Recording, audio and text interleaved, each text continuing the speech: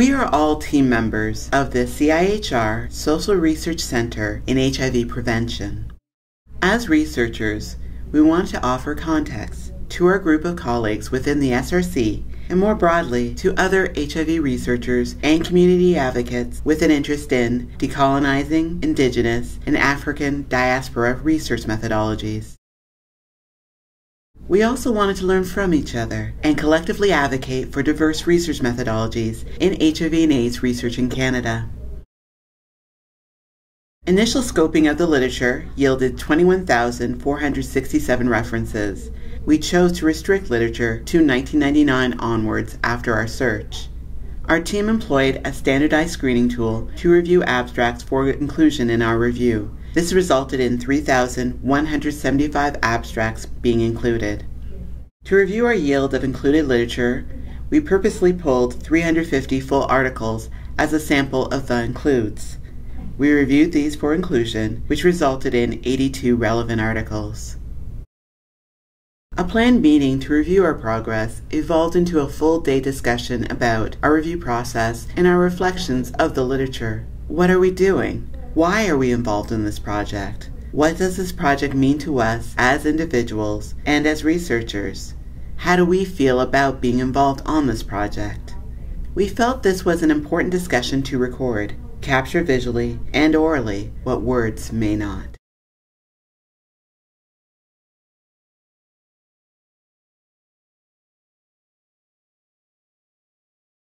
So thinking about, how are we changing the scoping review process? I mean, I think we abandoned the scoping review process on some of it. We're certainly not following a pure scoping review process. Process is a huge part. It's not so much like what's the result, it's more about the process of getting there. And so although the result may have nothing to do with our categories that we were scoping for, or looking at for, the process that they used to get there was, I found very, very useful for what we are looking at. So process being very, very important.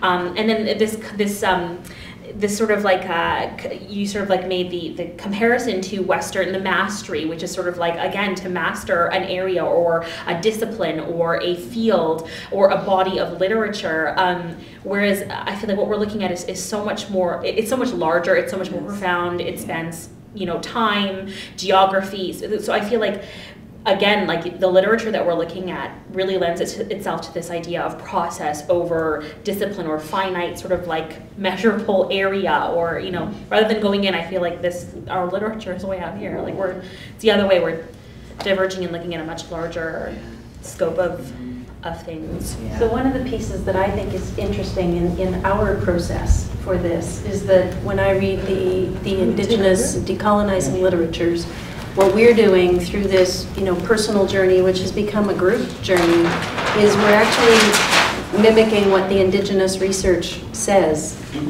that knowledge is, right?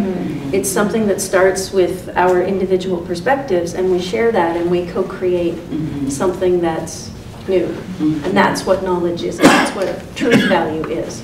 Where we, and not that there aren't differences among in the way that we're interpreting this, but that we're working together to come to a new idea of what knowledge is, or what knowledge could be.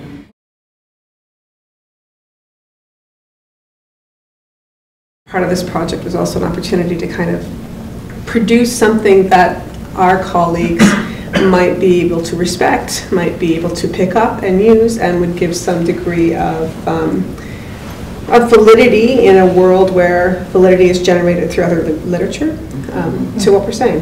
I think that's one of the biggest tensions I've experienced, this need to validate ourselves to our colleagues who adhere to Western ways of knowing. And I find that a little tense, for lack of a better word, because I think validity might mean something different for us and for this way of knowing. When I first came on this project, I naively thought, oh yeah, we could do this. We could do a scoping review, and and that would validate what we are learning. And then I'm finding it's not the method itself, but why we're doing it that causes me tension. it occurred to me while I was the first pass and I was trying to encourage everyone and myself to like move through the numbers of literature that we had assigned ourselves, that what we were trying to do was take broad ideas. These are expansive, empowering ideas, and we are trying to shoehorn them into a method that essentially reduces them so that you can Thematize. yeah, thematize, so you can collect them into an accumulated statement based on a number of themes, where the real power, I felt like, in what was probably going to be the most interesting articles we would eventually read, would be in their, somehow in their bigness. Yeah. Explaining knowledge from other worldviews that aren't Western is a powerful thing, and that reducing them into a more westernized method of reduction and then accumulation were like at cross purposes. I actually felt like Nicole, that trying to look at methodologies that are really very different and don't fit within a Western perspective, but we're trying to fit them within a Western framework of understanding knowledge or generating knowledge. And it was kind of frustrating because, you know, you didn't just want to say that